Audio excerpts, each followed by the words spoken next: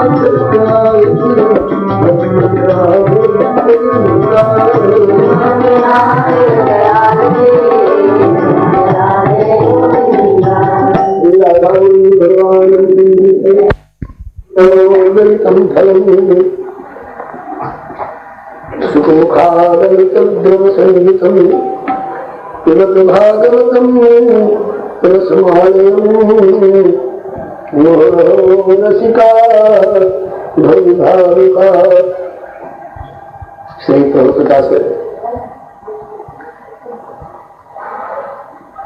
पहले कुछ दिन से भक्तनाथ ग्रंथ के माध्यम से हम लोगों ने हरिवल्लभ को 56 तक की चर्चा की, जिसमें श्री विभीषण जी, श्री हनुमान जी, श्री शबरी माता इत्यादि का चरित्र वर्णन किया गया। अब से श्री भागवत जी के माध्यम से कालक्षेप हो रहा है। श्री भागवत जी ने पिछले वर्ष जहाँ तक चर्चा हो चुकी थी, पहले तो श्रीमद् भागवत महात्म्य की कथा हुई, महात्म्य के बाद श्रीमद् भागवत महात्मा मूल में 3 अध्यायों की कथा हो चुकी थी। चौथे अध्याय में अब लोगों का प्रवेश हुआ है, क्योंकि बहुत प्रेमियों के मन में थी कि पिछले बार बहुत धीरे धीरे रसास्वादन पूर्वक हम लोग आगे बढ़ रहे थे, जल्दीबाजी का काम नहीं था। इसी तरह से इस वर्ष भी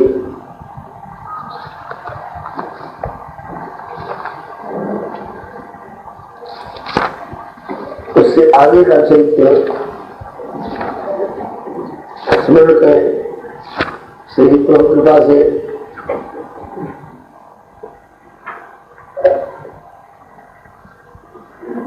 श्री सूत जी महाराज ने चर्चा चलाई। यह श्रीमद् भागवत बहुत प्राचीन तत्व है। लेकिन पहले 4 श्लोकों में मूल चतुश्लोकी भागवत कला करके परंपरा चल रही थी। सर्वप्रथम भगवान नारायण ने ब्रह्मा जी को सुनाई। ब्रह्मा जी ने अपने पुत्र नारद जी की जिज्ञासा पर नारद जी को सुनाया। नारद जी ने श्री वेदव्यास जी को सुनाया। वेदव्यास जी ने अपने पुत्र सुखदेव जी को श्रीमद् भागवत पढ़ाई। श्री सुखदेव जी ने परीक्षित जी को गंगा किनारे जहाँ अनशन व्रत लेकर बैठे थे परीक्षित जी, वहाँ सुनाई। फिर सुख जी आपने कहा सुनी? आज मैं भी वही यहाँ से सुखदेव जी से परीक्षित जी को कथा सुना रहे थे। मैं भी गुरु जी से अनुमति लेकर के वहीं बैठ करके सुना था और जैसा सुना और उसमें से जैसा मेरी मति में अट सका उसके अनुसार सोहम वस्त्राविष्यामि यथाभितम यथामति हो। यही भाव भगवान शंकर भी ईश्वर होकर के और वह स्वयं ये नहीं कहते कि मैं अपनी बात सुना रहा हूँ। कदम यथा श्रुत जत मोरी कहीं देख प्रिय पूर्व। ये हमारे ऋषियों की परंपरा है। अपने को कर्ता नहीं मान करके अपने पूर्ववर्ती आचार्यों को श्रेय देते हैं। तो इस चर्चा में श्री सौरभ जी ने सुना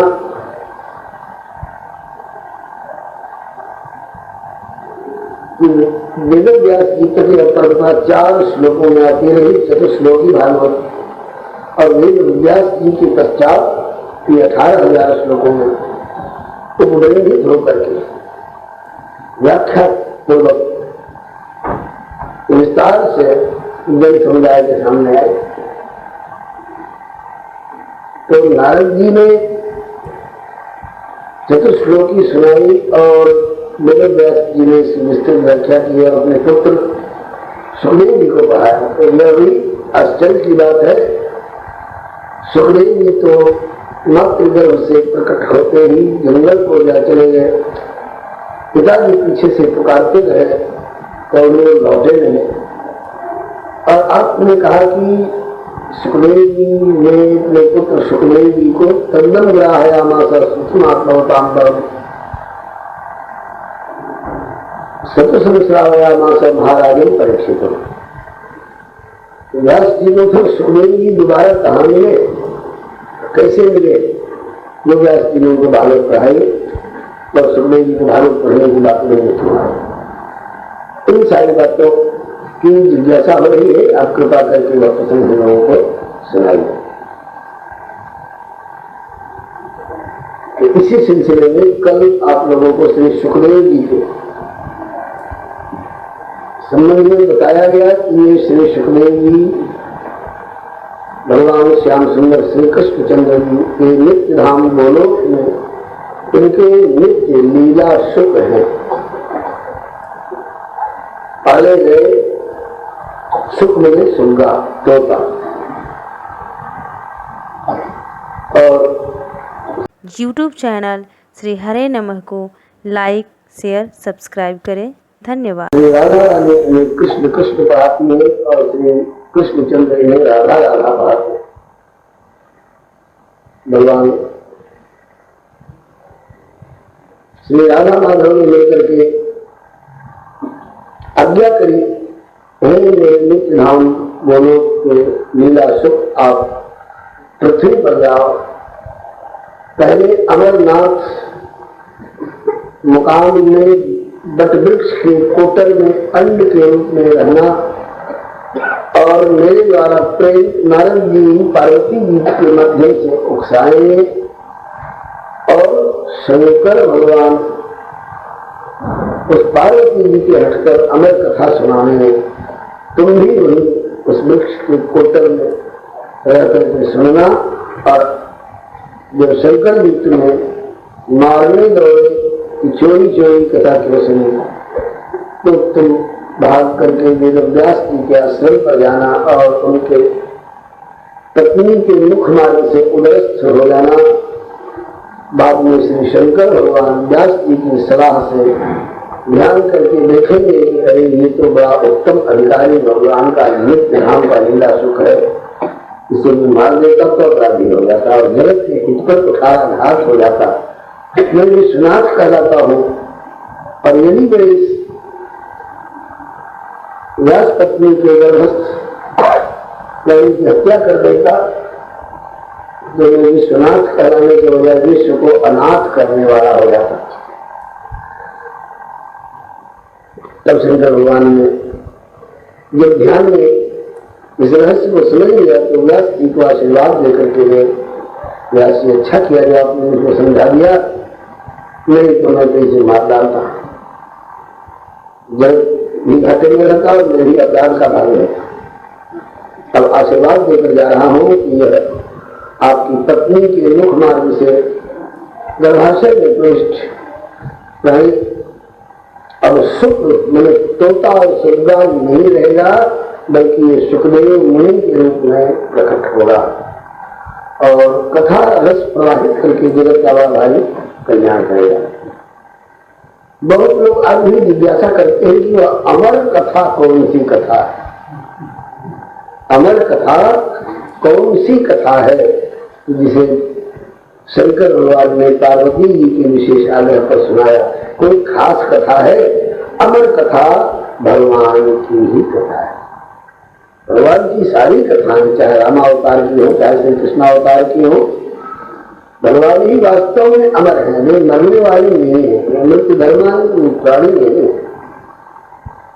धरती पर आने वाले जो 84 लाख योनियों के अटके भटके प्राणी होते हैं, ये तो अपने कर्मानुसार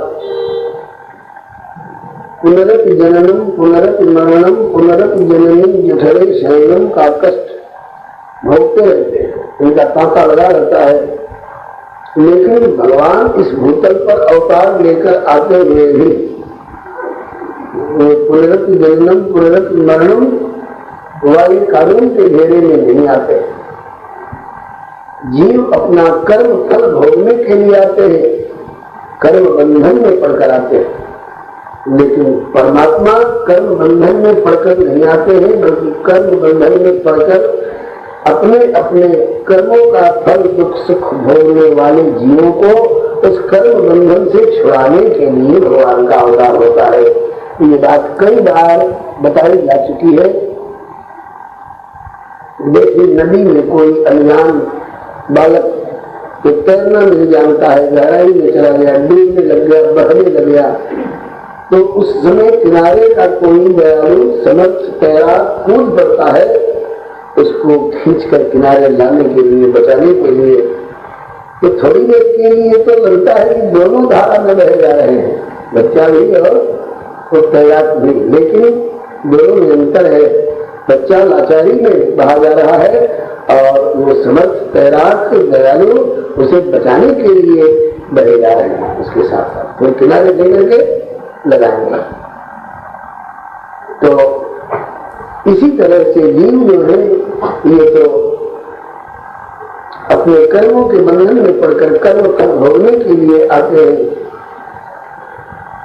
और ठाकुर जी और उनके नित्य सिद्ध पार्षद परिकर लोग संत रूप में आचार्य रूप में अवतार लेकर आते हैं। इसलिए जीव जो कर्म बंधन में पड़ करके बहा जा रहा है भव प्रवाह में, भवसागर की धारा में बहा जा रहा है, इसको कर्म बंधन से छुड़ा करके और प्रभु के चरणों में पहुंचाया। तो श्री सुखदेव जी उन्हीं अवतारी पुरुषों में से एक है। श्री सुखदेव जी 84 लाख योनियों में भटकने वाले प्राणी नहीं है और भगवान की आज्ञा से आए मातृगर्भ में प्रविष्ट हो।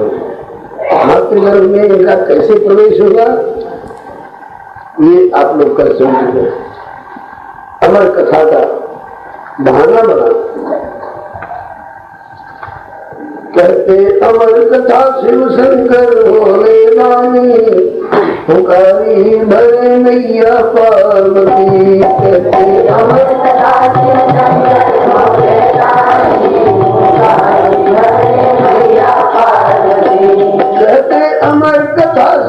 शंकर भोले दानी पुकारी हरे मैया पार्वती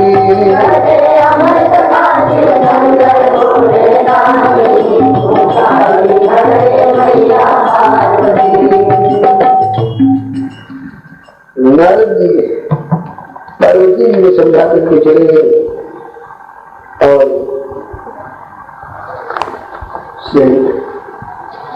पार्वती जी ने हठाना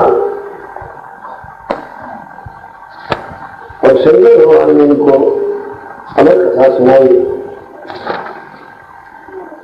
कैसे कैसे नवग्रह में पहुंचे वहां तक की कथा आप सुन चुके हैं, इसलिए अब उससे आगे वाली बात नित्य खोज शिव बोले हमारी बात आपने साधी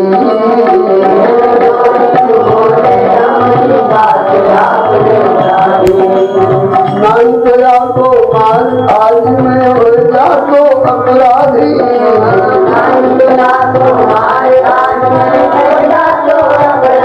मेरे सिर पर लगती घोष कलम की निशानी हमारी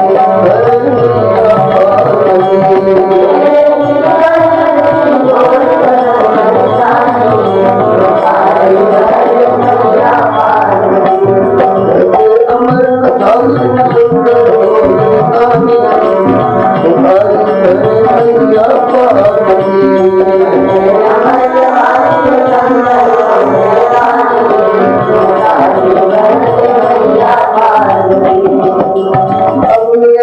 आशीष है तो नारी उड़न सुख सोना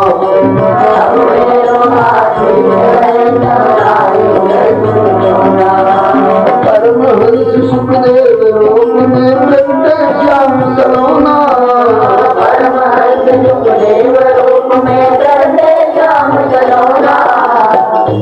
माया मुक्ति बिरागी परम शिरोमणि जानी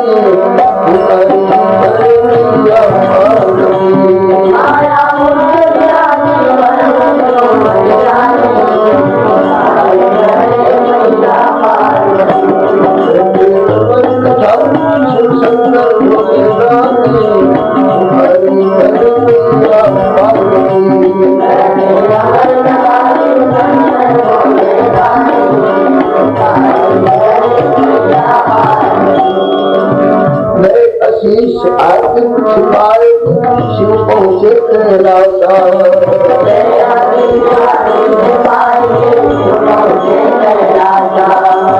लगी तड़ी से व्यास देव को पुत्र प्राप्त की आशा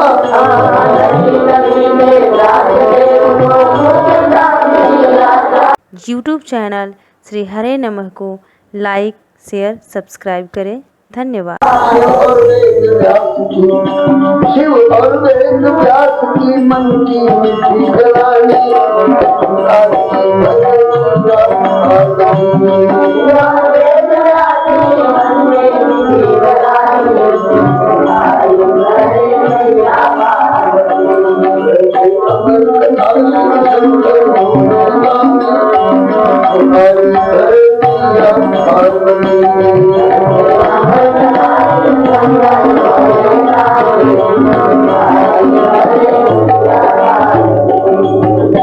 यहाँ तक की चर्चा व्याख्या पूर्वक हो चुकी है।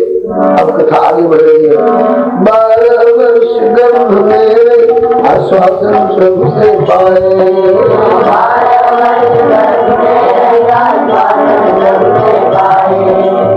तुम्हें न जाते माया कबू सुन के बाहर आए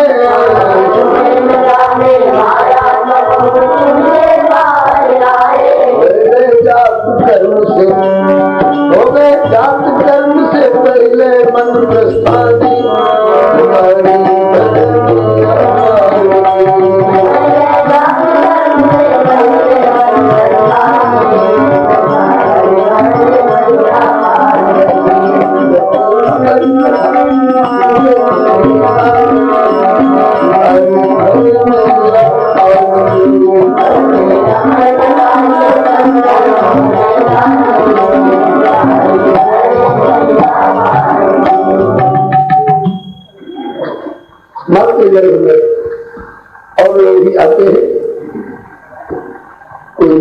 में कोई 10 महीना रह करके बाहर आ जाते हैं, जन्म होता है।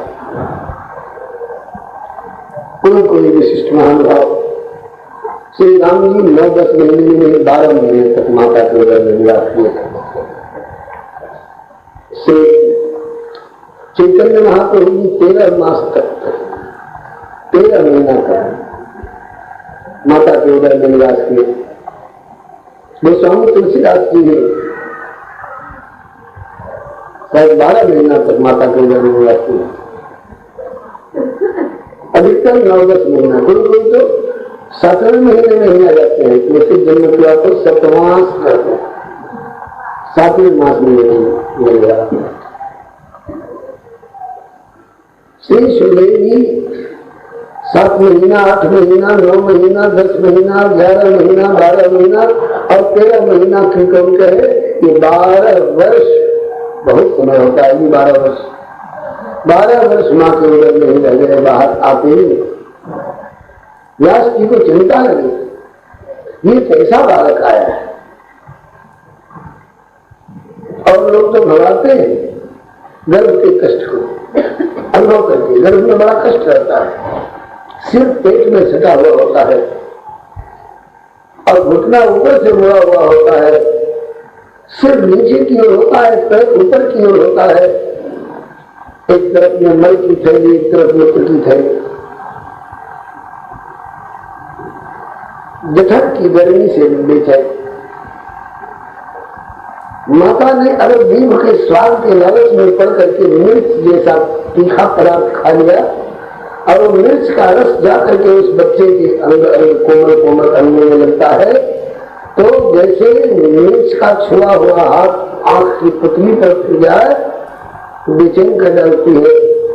उससे भी अधिक तीव्र ज्वाला इसके रोम रोम और जड़ के ऊपर विचार रहता है, पुकारता है। तो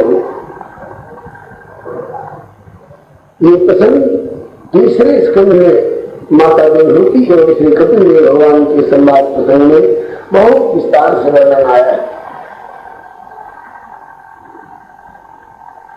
तो वर्णन आया है कि 7वां महीना आते आते भगवान उसके पास ज्ञान को भेजते हैं। ज्ञान भगवान का सचिव है और जीव को समझाने के लिए भेजते हैं, हे ज्ञान सचिव आप जाओ और मेरे अंश रूप इस जीव को समझाओ। यहां तू क्यों आया, कुछ कर्म ऐसा किया था तुमने जिसके कारण तुमको आना पड़ा। अब से तू सावधान हो जाना, ऐसा कर्म मत करना जिससे किसी का नुकसान हो, किसी को कष्ट। भगवान को कभी भूलना नहीं, बराबर याद रखना। तन से भगवान का भजन करना, मन से भगवान का भजन करना, वचन से भगवान का भजन करना, प्राप्त धन के द्वारा भी भगवान की सेवा करना। ये 4 तरह के भजन बताया जाता है, तन मन धन और वचन। सर्वतो भाव में भगवान का भजन करना, फिर उनको दोबारा इस गर्भ में आना नहीं पड़ेगा। ये सारी बातें मैंने किस जन्म में क्या कुकर्म किया और क्या क्या उसका फल भोगता हुआ मैं यहाँ आ रहा हूँ। गोस्वामी ने लिखा है मैंने पत्रिका जन्म अनेक की तब सुधि भई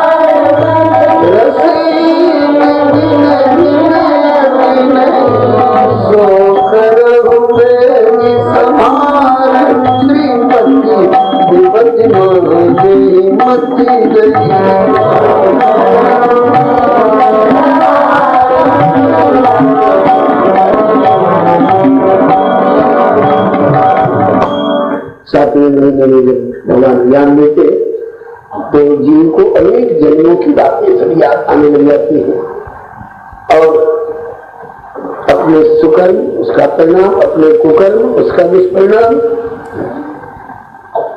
और किन किन जन्मों में जा जा करके कौन कौन सा में कष्ट होगा, सब बातें एकदम ध्यान में आने लग जाती है। तो ये घबरा करके तो प्रभु से प्रार्थना करता है कि ना ऐसी विपत्ति में भी इस गर्भाशय में आपने ऐसी सुंदर गति हमको दी, ज्ञान दिया, मैं आपका आभारी हूँ, आपका कृतज्ञ हूँ, आपने बड़ा अनुग्रह किया। अब मैं आगे के लिए आपके वचन के अनुसार, आपके उपदेश के अनुसार, शास्त्र की आज्ञा के अनुसार मैं धर्म मार्ग पर चलूंगा, अच्छे अच्छे कर्म करूंगा जिससे कि किसी का भला नहीं कर सकूंगा तो ऐसा कर्म नहीं करूंगा जिससे किसी का बुरा।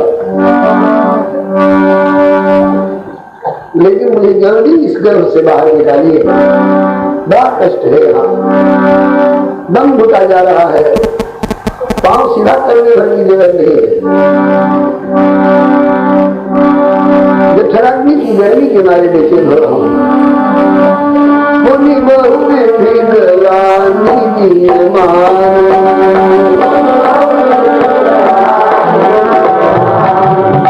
अब जब जाए घरों चतुपानी,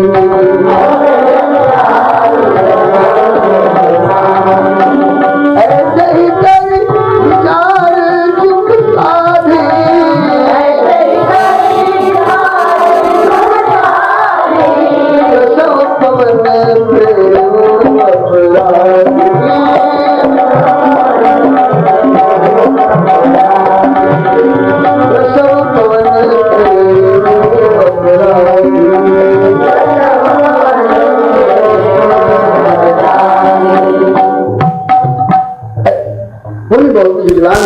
पिछले कर्मों पर ज्ञान मानता हुआ और वही गर्भ में प्रतिज्ञा करता है, हे प्रभु जल्दी निकालो, अब वादा करता हूँ, अब दरबार बनो चक्र पाने, जिनके हाथ में सुदर्शन चक्र है। हे प्रभु मैं आपका भजन करूंगा, जल्दी मुझे इस गर्भाशय से बाहर निकालो। तब दोनों ने प्रसव की पवन को प्रेरित किया है, पवन में धक्का दो, अरे मां को तो कष्ट होता ही। YouTube चैनल श्री हरे नमः को लाइक, शेयर, सब्सक्राइब करें। धन्यवाद।